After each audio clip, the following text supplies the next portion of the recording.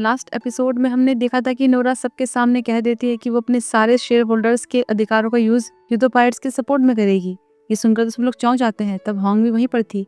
फिर हमें दिखाया जाता है कि जब नोरा की माँ होंग से मिलने आई थी, तब नोरा ने वहां से जाने से पहले होंग से कहा था कि मैं तुम्हारी हेल्प करना चाहती हूँ। होंग ने कहा था कि तुमने ही कहा था कि तुम्हारे डैड बहुत खतरनाक इंसान है और हमें उनके साथ वाला कोई चाहिए जो एंड में जाकर उन्हें धोखा दे। तो क्या तुम ये कर सकती हो? तो उसने कहा था कि मैं ये कर सकती हूँ। और वो यूनिफॉर्म भी होंग ने ही उसके लिए लॉकर में रखी थी कि वो उसे पहनकर ही आए। यहाँ तक कि बॉम ने उसे अपनी फेवरेट पिन भी दी थी कि इससे हिम्मत मिलती है। तो बस वो उन्हें ही पहनकर स्पीच देने पहुंची थी। तो बस इतना कुछ कहने के बाद तो वहाँ हंगामा ही मच जाता है। चेयरमैन जुरेन से उसे पकड़ने के लिए कहते हैं। अब वो उसे पकड़े उतने में वो ये भी बोल देती है कि मेरे नाम से एक स्विस अकाउंट भी है, उसके बारे में मुझे कुछ नहीं पता। और टैक्स सर्विस से इन्वेस्टिगेशन करने की अपील करके भागने लगती है। सब उसे पकड़ने की कोशिश करते हैं पर वो किसी तरह बचकर भाग निकलती है। तो बस अब ये न्यूज़ हर तरफ फैल जाती है। कंपनी के एम्प्लॉयज ये कह रहे थे कि नोरा ने अपने डैड को भी धोखा दे दिया। लेकिन उस स्विस अकाउंट का क्या, वो सच भी है क्या? तो ली कहता है कि मैंने सुना है कि उस स्लश फंड अकाउंट में 100 बिलियन वॉन है। ये सुनकर तो जोंगिल को बहुत ही गुस्सा आता है कि मतलब चेयरमैन के पास इतना पैसा होने के बाद भी एम्प्लॉयज को परेशान किया, उन्हें निकाल दिया कि कंपनी स्ट्रगल कर रही है। वहाँ जूरन अपने आदमी को फोन करती है तो फिर कहता है कि अब सब खत्म हो गया है, तो हमारा जो बचा है उसे लेकर भागने में समझदारी है। तो वो चेयरमैन के पास जाती है और उन्हें कहती है कि अभी आपके लिए यही ठीक है कि आप कुछ टाइम तक बाहर चले जाओ, मैं जल्दी वाली फ्लाइट बुक करती हूँ और आपको लेकर जाऊंगी। लेकिन वो ये कहते हैं कि नहीं, मुझे अभी यहाँ पर किसी की जरूरत है जो कि पुलिस इन्वेस्टिगेशन से डील करे, प्रेस को देखे। तो तुमसे ज्यादा भरोसा मैं किस पर कर सकता हूँ? और स्लश फंड के बारे में सिर्फ हम दोनों को ही पता है, तो तुम यहीं पर रहकर ये सब संभाल लेना, फिर हम बाद में स्विट्जरलैंड में मिलेंगे। मुझे वो सारे पैसे निकालने होंगे और पुलिस के रेड करने से पहले ऑफिस में सब जरूरी चीजें हटा लेना। ये सुनकर उसे अच्छा तो नहीं लग रहा था कि मतलब अकेले अकेले जा रहा है, लेकिन फिर भी कहती है कि अब तक मैंने आपकी सारी बात मानी है तो अब भी मानूंगी। और वहाँ नोरा अपनी टीम के साथ थी। फिर दिखाया जाता है कि उस दिन वो सब बहस एक प्लानिंग थी जुरेन के आदमी को दिखाने की कि नोरा ने उनका साथ छोड़ दिया है और वो उसमें फंस भी गया था। तो अब वो यही सोच रहे थे कि चेयरमैन शांत तो नहीं बैठेंगे। वहीं जुरेन नोरा को कॉल कर रही थी पर वो उठा ही नहीं रही थी। तब असिस्टेंट बताती है कि टैक्स सर्विस ने इन्वेस्टिगेशन के लिए कॉन्टेक्ट किया था और प्रोसिक्यूटर ने भी स्लश फंड को लेकर एक समन इशू किया है। तो वो कहती है कि जब तक कोई ऑर्डर नहीं आता तुम रिस्पॉन्ड मत करना। लेकिन फिर इन सब के बीच में ये भी खबर मिलती है कि उनकी पुरानी एम्प्लॉय गायोंग, वही जिसे स्लश फंड की वजह से जुरेन ने ही मरवा दिया था, उसका केस रीओपन हो गया है। मतलब चारों तरफ से मुसीबतें आने लग गई थी। फिर वो चेयरमैन के ऑफिस जाकर सारा सामान समेटने लगती है, स्लश फंड के सारे लेजर। तो उसे अपने आदमी की बात याद आती है कि अब कुछ नहीं बचा है, उसे यहाँ से निकल जाना चाहिए। वो सोच में पड़ जाती है। उसी टाइम असिस्टेंट आकर बताती है कि मैंने आपके और चेयरमैन की आज की फ्लाइट बुक कर ली है। लेकिन वो चेयरमैन की कैंसिल करने को बोलती है कि वो नहीं जाएंगे। मतलब अब उसने फाइनली सोच लिया था कि वो अकेले ही जाएगी। इसके बाद वो जरूरी सामान और कंपनी के इमरजेंसी फंड लेकर गाड़ी तक पहुंचती है कि अपने आदमी को देखकर चौंक जाती है क्योंकि उसे इसके बारे में कुछ पता ही नहीं था। वो पूछता है कि तुम कहाँ जा रही हो? तो कहती है कि मैं चेयरमैन का कुछ जरूरी काम कर रही थी। वो हेल्प करने को बोलता है तो वो मना करती है कि मैं खुद कर लूंगी। लेकिन वो बैग ही छीन लेता है और देखता है कि इसमें पैसे रखे थे। तो सीधा उसे घसीटते हुए चेयरमैन के पास ले जाता है क्योंकि असल में वो अब तक चेयरमैन के लिए ही काम कर रहा था। बस जुलियन को कोई पता ही नहीं चला। उसे लगा था कि गेम वो खेल रही है, लेकिन असली मास्टरमाइंड तो चेयरमैन ही थे। चेयरमैन को अपने बच्चों पर भरोसा नहीं रहा तो वो उस पर कैसे भरोसा कर सकते थे? और यहाँ पर आकर जुलियन ने उन्हें धोखा दे दिया।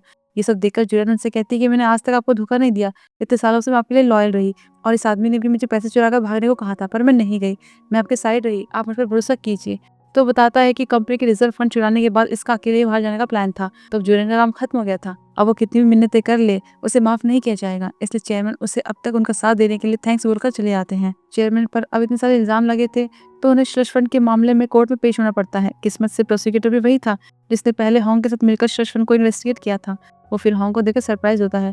फिर सुनवाई होती है तो होंग से उस लेजर के बारे में पूछा जाता है। वो सब कुछ बताती है कि चेयरमैन के बेटे पुराने प्रेसिडेंट म्योंग मुझे ये देने वाले थे पर उससे पहले उनके एक्सीडेंट में मौत हो गई। उनका एक साथी था और उसने ये लेजर बनाया था, तो यही ढूंढने के लिए मैं हानन में अंडरकवर बनकर गई थी और ये मुझे म्योंग की असिस्टेंट बुक के जरिए मिली। लेकिन चेयरमैन का लॉयर ये कहता है कि तुम्हारे पास कंपनी के स्टॉक खरीदने के पैसे कहाँ से आए? तो वो कहती है कि लेजर में जो स्लश फंड का रिकॉर्ड है पैसे वहां से आए। लेकिन वो कहता है कि ये लेजर झूठा है, क्या इसका प्रूफ है कि खुद से नहीं बनाया गया है? अगर नहीं है तो उस आदमी के बारे में बताओ जिसने इसे बनाया। पर होंग उसके बारे में बताने से मना कर देती है। तब चेयरमैन कहते हैं कि मुझे किसी भी स्लश फंड के बारे में नहीं पता, मैं कभी झूठ नहीं बोलता, अगर ये लेजर बनाने वाला आ गया तो सच पता ही चल जाएगा। अब जानते थे कि ऐसा कुछ होने वाला नहीं है। तो प्रोसिक्यूटर जज से कहता है कि हमें थोड़ा टाइम चाहिए, इसलिए वो आगे फैसला करने से पहले 10 मिनट का ब्रेक देते हैं। तब होंग का बॉस उसे कह रहा था कि वो येपी के बारे में बता क्यों नहीं देती, सब कुछ सॉल्व हो जाएगा और बाकी सभी यही कह रहे थे। पर वो मना कर दिया कि मैंने येपी से प्रॉमिस किया था कि मैं इसे सीक्रेट रखूंगी।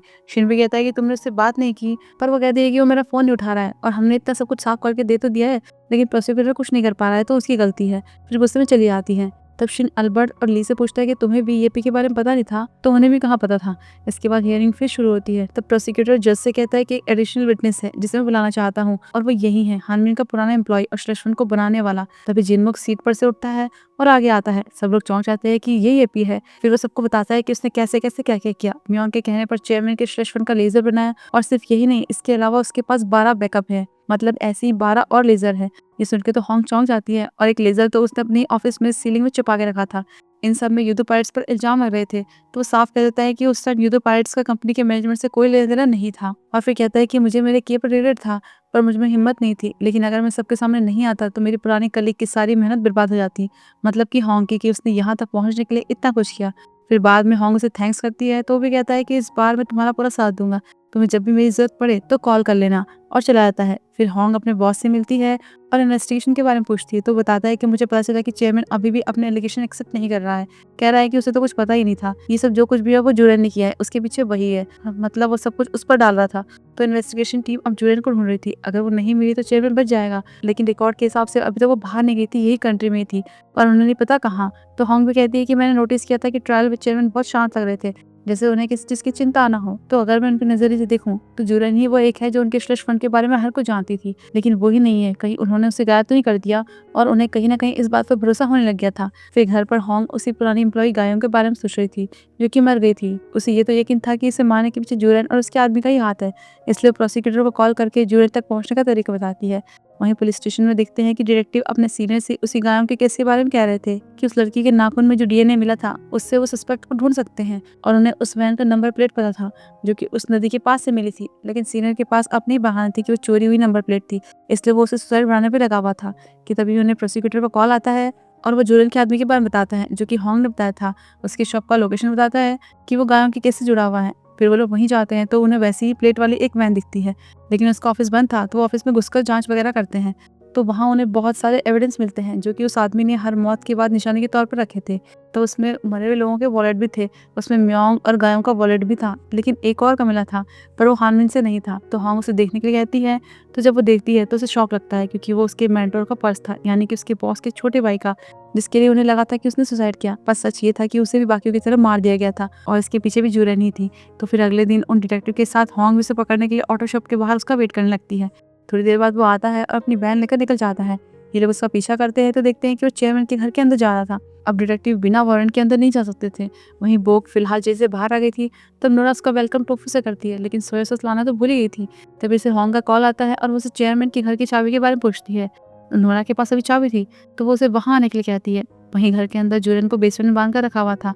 तब वो आदमी कहता है कि चेयरमैन ने तुम्हें गायब करने के लिए कहा है, अगर तुम गायब हो भी जाती हो तो किसी को कोई फर्क नहीं पड़ेगा। फिर ध्यान आता है, कहता है कि मैं गाड़ी गैरेज में पार्क करके आता हूँ। उसके जाते ही होंग वहां जाती है और उसे छुड़ाकर बोक और नोरा के पास जाती है, जो कि बाहर उसका वेट ही कर रहे थे। लेकिन जैसे ही वो उसे ले जाने लगते हैं कि वो आदमी आ जाता है, तो होंग उन दोनों से कहते हैं कि तुम जुरेन को लेकर जाओ, मैं ऐसे यहाँ संभालती हूँ। फिर उससे फाइट करती है, उसे मार भी खाती है, लेकिन उसे पकड़े रखती है। पर इतने में पुलिस भी आ जाती है। फिर नेक्स्ट पुलिस स्टेशन में उससे पूछताछ हो रही थी, जो भी एविडेंस उसकी शॉप से मिले थे। तो वो ये कहता है कि मैंने जो किया जुरेन के कहने पर किया, पर डिटेक्टिव कहता है कि ये चेयरमैन के कहने पर किया। वो कहाँ है? और वो बताता नहीं। वहीं होंग हॉस्पिटल जाती है जुरेन से मिलने, लेकिन वो खाना नहीं खा रही थी, तो कहती है कि तुम्हें ठीक होना है, तभी इन्वेस्टिगेशन होगी और तुम्हारा ट्रायल होगा। तो वो कहती है कि तुमने मेरी जान बचाई, लेकिन तुम भी मेरा यूज ही करना चाहती हो। वो कहती है तुम आधा सही हो और आधा गलत। मैं चाहती थी कि तुम्हें पनिशमेंट मिले, लेकिन ये कभी नहीं चाहती थी कि तुम मरो। ऐसा किसी के साथ भी नहीं होना चाहिए, लेकिन तुम्हें तुम्हारे किए की सजा जरूर मिलेगी। तो अब अपनी इस कंडीशन पर वो रोने के अलावा क्या ही कर सकती थी। तो अब इसके बाद उससे और उसके आदमी को अरेस्ट कर लिया जाता है। फिर चेयरमैन को देखते हैं, वो एक होटल में रह रहे थे और कल से उनके बाहर जाने पर भी बैन लग गया था, इसलिए वो सोच रहे थे कि आज ही निकल जाए। तभी उनकी वाइफ आती है। उसे देखकर तो वो चौंक जाते हैं कि तुम्हें यहाँ का कैसे पता, लेकिन उसे यहाँ के बारे में पता था, क्योंकि जब भी कुछ प्रॉब्लम होती थी तो चेयरमैन यहीं आते थे। फिर जुलियन के बारे में कहने लगती है कि मैंने कहा था ना कि उस पर भरोसा मत करना, अब देखो। और नोरा के लिए भी कहने लगती है कि वो कमबख्त पता नहीं कहाँ चली गई है, मेरी कॉल्स नहीं उठा रही है। ऐसे में चेयरमैन को लगता है कि अब यही है उनके भरोसे के लायक, इसलिए उसे अपने साथ स्विट्जरलैंड चलने के लिए कहते हैं। फिर क्या वो चोरी छुपे उन्हें वहां से अपने साथ लेकर एयरपोर्ट के लिए निकल जाती है, लेकिन फिर बीच रास्ते में उनकी आंख लग जाती है, और जब उनकी आंख खुलती है तो स्टॉप पर आ गए थे। लेकिन वहां पहुंचकर ये देखकर उन्हें जबरदस्त झटका लगता है कि गाड़ी उन्हें एयरपोर्ट के बजाय सीधे पुलिस स्टेशन ले आई है, और होंग उनके वेलकम के लिए ही खड़ी थी। इससे तो अपने भाई पर गुस्सा करते हैं, तो वो भी कहती है कि मैं मिस कोरिया रह चुकी हूँ और बेस्ट एक्ट्रेस भी, तो मैं तुम जैसे लोगों से डरने वाली नहीं हूँ। और तो चेयरमैन ने उससे जो अपना नकली पासपोर्ट और अमेरिकन डॉलर मंगाए थे भागने के लिए, वो भी पुलिस को दे देती है, और ये सारी प्लान उसने होंग के साथ मिलकर की थी। फिर नेक्स्ट होंग के बॉस को देखते हैं, वो पुलिस स्टेशन आए थे अपने भाई का सामान देखने। फिर जब वो उसकी फोटो देखते हैं तो बहुत इमोशनल आते हैं, उन्हें बहुत बुरा लगता है।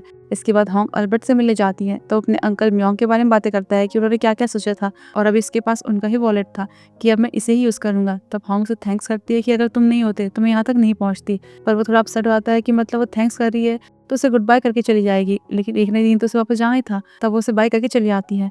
फिर नेक्स्ट देखते हैं कि चेयरमैन अरेस्ट हो गया था, कंपनी का कोई हेड नहीं था, लेकिन मीसो की तरह उनके हर ब्रांच के एम्प्लॉय अपना अपना काम कर रहे थे। और युद्ध पायरेट्स ने ये अनाउंस किया था कि वो अपने शेयर्स हानमिन के एम्प्लॉयज को बेच देंगे और जो स्लश फंड था वो कंपनी के एम्प्लॉयज के लिए वापस कर दिया जाएगा। कंपनी का नया हेड बनते युद्ध पायरेट्स को भी बंद कर दिया जाएगा। तो अब कोई चेयरमैन नहीं था, लेकिन उनकी जगह कौन लेगा? तब युद्ध पायरेट्स ये पद डॉ को देने की कोशिश करते हैं, लेकिन वो मना करता है कि उसका स्लश फंड से बहुत ज्यादा लेना देना रहा है। तो वो भी कहते हैं कि फिर ऐसा कौन है जिस पर वो भरोसा कर सकते हैं, जो हानमिन के बारे में सोचता हो? वो कहता है कि एक है जिसने हमेशा अच्छा रिजल्ट दिया है, कंपनी के बारे में सोचा है और स्लश फंड के बारे में उसे कुछ नहीं पता था। तो होंग को शक होता है, कहती है कि नहीं वही तो नहीं जिसके बारे में मैं सोच रही हूँ। और वो जोंगिल ही था क्योंकि वो सही मायने में एक हेड बनने के काबिल था। तो होंग उसके पास जाती है, उससे 3 क्वेश्चन पूछती है। पहला ये कि तुमने शेयर होल्डर्स मीटिंग में हमारी हेल्प क्यों की थी? तो वो कहता है कि मेरा दिमाग चेयरमैन के साथ था, लेकिन दिल चाहता था कि तुम ही जीतो, बस इसलिए। फिर नेक्स्ट स्ट्रेस फंड के बारे में पूछती है कि तुम्हें सच में इसके बारे में पता नहीं था? तो वो कहता है कि सबको पता था, म्योंग को, जिनमो को और डोंग को, लेकिन किसी ने मुझे नहीं बताया, सबने मुझे धोखा दिया। फिर लास्ट पूछती है कि क्या तुम 11 महीने के लिए इंटर्न सीईओ की पोजीशन पर रहना चाहोगे? ये सुनकर तो वो चौंक जाता है कि वो और सीईओ, उसके दिल में तो दर्द होने लग जाता है। तब होंग उसे बस इतना ही कहती है कि एक पद ही लीडर बनाता है। इसके बाद वो सीईओ की पोजीशन पर अपना काम करने लगता है। तब एक असिस्टेंट से गलती से कॉफी गिर जाती है। पहले तो वो एकदम से जोर से चिल्लाता है, लेकिन उसे होंग की बात ध्यान आती है कि एक पद ही लीडर बनाता है। तो वो बड़े प्यार से उससे कहता है कि आगे से ध्यान रखना, क्योंकि वो हमेशा ही बहुत गुस्से में चिड़चिड़ा ही रहता था, लेकिन अब वो अपना नेचर बदल रहा था। इस बीच नोरा अल्बर्ट और उसके डैड की मीटिंग करवा देती है, जिससे कि उनके बीच सब ठीक हो जाता है। वे सब मिलकर पार्टी करते हैं, लेकिन बोक अभी जेल में अपनी सजा काट रही थी। ली और अल्बर्ट साथ में एक अपार्टमेंट में रह रहे थे। अल्बर्ट ने अपनी सेविंग्स से एक वीडियो रेंटल प्लेस खरीदा था और ली एक गेम कंपनी बनाने वाला था। फिर सबके जाने के बाद शिन होंग को बताता है कि वो भी कल कोरिया छोड़कर जा रहा है। सबको नहीं बताया क्योंकि वो गुड बाय नहीं करना चाहता था। तब होंग उसे भी थैंक्स करती है, लेकिन वो पास्ट के लिए उससे सॉरी बोलता है और थैंक्स करता है कि तुमने मुझे मेरी गलती सुधारने का एक फिर मौका दिया। फिर कुछ टाइम बाद देखते हैं कि बॉम की किंडरगार्टन ग्रेजुएशन सेरेमनी थी। तब गर्ल्स पार्टी आई हुई थी। नोरा को फूड में इंटरेस्ट था, इसलिए वो फ्रांस जाकर एक पेस्ट्री शेफ बन गई थी और बोक ने जेल में अच्छा काम किया था, सबसे अच्छे से बना के रखी, तो वो जल्दी ही जेल से छूट गई। और उसने सिलोन के नाम पर एक प्राइवेट डिटेक्टिव एजेंसी खोली थी, जिसमें वो अपने क्लाइंट को उनके हस्बैंड की छुपी हुई स्ट्रेस फंड को ढूंढने में हेल्प करती थी। और इसमें जांग मी होंग की छोटी बहन उसकी पार्टनर थी और मिसुक अब अपनी ब्रांच की मैनेजर बन गई थी। साथ साथ वो पढ़ाई भी पूरी कर रही थी और वो एक अच्छी मैनेजर थी। अगर कोई क्लाइंट स्टाफ से बदतमीजी करता था तो हमेशा अपने एम्प्लॉयज के साथ खड़ी रहती थी। फिर सब डॉर्म में वापस आते हैं, लेकिन वो तो बंद था, तो दीवार से अंदर घुसते हैं जैसे कि पहले जाया करते थे। तब वो अपने रूम में जाते हैं और अपनी पुरानी यादों को ताज़ा करते हैं कि उन सब ने यहाँ साथ में कितना अच्छा वक्त बिताया था, इसलिए वो साथ में फोटो भी लेते हैं। फिर नेक्स्ट देखते हैं कि ड्रैगन का नया साल आ गया था। सबने अपनी नई शुरुआत कर रही थी और होंग अभी भी फाइनेंस की दुनिया में काम कर रही थी। तब उसका बॉस उसे एक केस के बारे में बताता है जिसमें बहुत से लोगों की बॉडी मिली थी, लेकिन सब में एक चीज़ कॉमन थी, वो एक ही इंश्योरेंस कंपनी से जुड़े हुए थे। 2 इंश्योरेंस एजेंट थी, एक बेनिफिशियरी, और वो सब इंश्योरेंस फ्रॉड केस के लिए गवाही देने वाले थे, पर उससे पहले उनकी मौत हो गई। इसलिए अब वो चाहते थे कि होंग अंडरकवर बनकर वहां जाए और पता करे। अगर वो ये करती है तो वो जिस डिवीजन में जाने को बोलेगी उसे वहीं भेजा जाएगा। तो बस फिर वो पहुंच जाती है बुसान, जहाँ उसका अगला काम शुरू होना था। और इसी के साथ ये ड्रामा यहीं पर खत्म होता है। उम्मीद है आपको पसंद आया होगा। तो फिर हम जल्दी मिलते हैं अगले ड्रामा के साथ। तब तक के लिए बाय बाय।